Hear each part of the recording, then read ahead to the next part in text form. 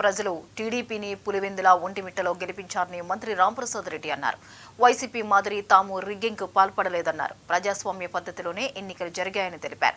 జగన్ కుప్పంలో చేసిన దౌర్జన్యంలాగా తాము చేయలేదన్నారు. రాబోయే స్థానిక సంస్థల ఎన్నికల్లో టీడీపీ సత్తా ఏంటో చూపిస్తామంటున్న మంత్రి రాంప్రసాద్తో మా ప్రతినిధి రాజు ఫేస్ టు ఫేస్. కైవసం చేసుకుంది. ఇదే విషయంపై మనతో మాట్లాడడానికి మంత్రి రాంప్రసాద్ రెడ్డి ఉన్నారు. ఆయన అడిగి తెలుసుకున్నాం. సార్ చెప్పండి, మీరు రెండు టీడీపీ కైవసం చేసుకుంది, దీనిపైన మీరు ఏమంటారు? ప్రజాస్వామ్యంపై నమ్మకం లేని నాయకులకు అలాగే పార్టీలకు ఇది చెంపపెట్టు. ఎందుకంటే జగన్మోహన్ రెడ్డి ఎప్పుడు అంటూ ఉంటాడు, దేవుడు చూస్తూ ఉంటాడు, మొట్టికాయలు వేస్తారని. ఈ రోజు ఒక మొట్టికాయ కాదు, గుద్దినారు పైనుంచి ప్రజల రూపంలో ఈ రోజు ఓట్ల వర్షం కురిసిందండి. ముఖ్యంగా ఈ రోజు ఒంటిమిట్ట అలాగే పులివెందల, ఒకసారి దీని బ్యాక్గ్రౌండ్ వెనక్కి ఫ్లాష్ బ్యాక్ లేకపోతే ఈ స్థానాలు గత 30 సంవత్సరాలుగా వైసీపీ వాళ్ళు రౌడీజం గూండాగిరితో ఆ రోజు కాంగ్రెస్ పార్టీ అయినా మళ్ళీ వచ్చిన వైసీపీ పార్టీలో ఆధీనంలో ఉన్న 2 స్థానాలు, ఈ 2 స్థానాలను కైవసం చేసుకోవడం జరిగింది. అది కూడా ఆషామాషి మెజార్టీతో కాదు.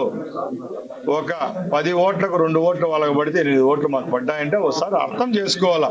ప్రజాస్వామ్య వ్యవస్థను అపహాస్యం చేసిన పార్టీలకైనా నాయకులకైనా పట్టే గతి ఇది.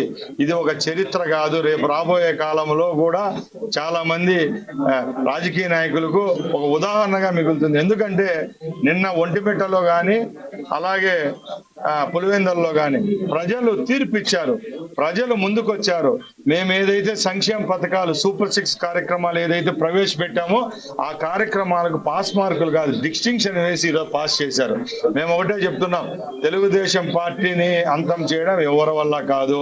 ఈరోజు తెలుగుదేశం పార్టీలో మా ముఖ్యమంత్రి గారు ప్రవేశపెట్టిన సంక్షేమ పథకాలే వచ్చే 5-6 తరాలకు కూడా ఒక దిక్చూచిగా ఉంటాయి. అలాగే పార్టీ విషయానికి వస్తే తెలుగుదేశం పార్టీకి భారతదేశంలో ఏ పార్టీకి లేనన్ని కార్యకర్తలు సభ్యత్వాలు ఉన్నాయి. దీన్ని ముందుకు నడిపిస్తున్న మా యువ నాయకులు లోకేష్ బాబు గారు ఉన్నారు. ఈ ఇద్దరు కలయికతో రేపు 20 సంవత్సరాలు తెలుగుదేశం పార్టీకి డోకా లేదు. ఈ ఎలక్షన్లే కాదు, త్వరలో రాబోతున్న స్థానిక సంస్థల ఎలక్షన్లలో కూడా తెలుగుదేశం పార్టీ కైవసం చేసుకుంటుంది. వైసీపీ యొక్క పునాదులు కదలడం కడప జిల్లా నుంచి మొదలయ్యాయి. సార్, నిన్న కూడా జగన్ చెప్తా ఒక మాట అంటున్నాడు, డిఏజీని కలెక్టర్ కూడా అడ్డు పెట్టుకుని రిగ్గింగ్ కూడా పాల్పడినాడు, ప్రజాస్వామ్యంగా జరిగిన ఎన్నిక కాదని చెప్తున్నారు. సార్, మొట్టమొదటిగా జగన్మోహన్ రెడ్డి గారు ఆ భాష మార్చుకోవాలా. డిఐజీ అంటే ఐపీఎస్ ఆఫీసరు. ఒక ఐపీఎస్ ఆఫీసర్ ను వాడు వీడని మాట్లాడడం ఎంతవరకు నిజము, ఎంతవరకు పనికొస్తుంది అంటే ఆయన విజ్ఞతగా వదిలేశాం. ఇంకా రెండోది, చంద్రబాబు నాయుడు గారు వాళ్ళ తండ్రి సమానులు. ఆయన 4 సార్లు ముఖ్యమంత్రి. నువ్వు ఒకసారి ముఖ్యమంత్రిగా సింపతితో గెలిచినావు, రెండోసారి నీకు సాధ్యం కాలేదు, 11 ఓట్లకు పడిపోయినావు. నువ్వు ఫ్రస్ట్రేషన్ లో ప్రెస్ మీట్ పెట్టి ఆ రోజు 3.5 కోట్ల మందికి ఓటు హక్కు వినియోగించుకోకుండా మున్సిపల్ ఎలక్షన్లు, పంచాయతీ ఎలక్షన్, లోకల్ బాడీస్ ఎలక్షన్స్ అంతా రిగ్గింగ్ చేసుకోనో లేకపోతే నామినేషన్ లేకుండా ఏకగ్రీవంగా చేసుకున్నాం.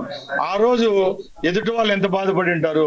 ఈ రోజు 35,000 ఓట్లున్న ఏమంటారు ఒంటిమిట్ట పులివెందుల్లోనే ఇలాంటి పరిణామాలు చూసి నువ్వు బాధపడతాను అంటే రేపు రాబోయే కాలంలో చూసే ఈ పరిణామాలు తట్టుకుంటే గుండె ధైర్యం నీకుందా అని మేము అడుగుతున్నాం.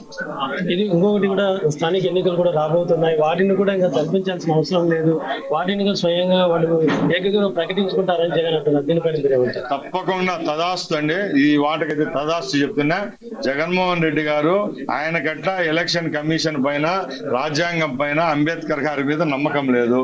వాళ్ళు రాసిన ఏమంటారు రాజ్యాంగం ఏ రోజు ఆయన పరిగణలోకి తీసుకోలేదు. ఆయన ఎంతసేపు రాజారెడ్డి రాజ్యాంగాన్ని చదువుకున్నాడు. కాబట్టి మేము ఒకటే చెప్తున్నాం, దయచేసి ఈ భారతదేశము అలాగే రాష్ట్రానికి సంబంధించిన ఎన్నికల నియమాలని కూడా వక్రీకరిస్తున్నావు. కాబట్టి ఆ ఎన్నికల్లో నువ్వు తప్పుకుంటే ప్రజాస్వామ్యబద్ధంగా నీ తర్వాత ఎవరైనా పార్టీలు వచ్చినా కూడా వాళ్ళతో పోటీ చేసి ఈ స్థానాలన్నీ చట్టపరంగానే గెలుస్తాం తప్పక నీయాకట్టు మేము రిగ్గింగులు చేసుకోను, ప్రలోభాలకు గురి చేసి దౌర్జన్య కాండం చేసి మేము ఎన్నికల్లో గెలవాల్సిన అవసరం మాకు లేదు.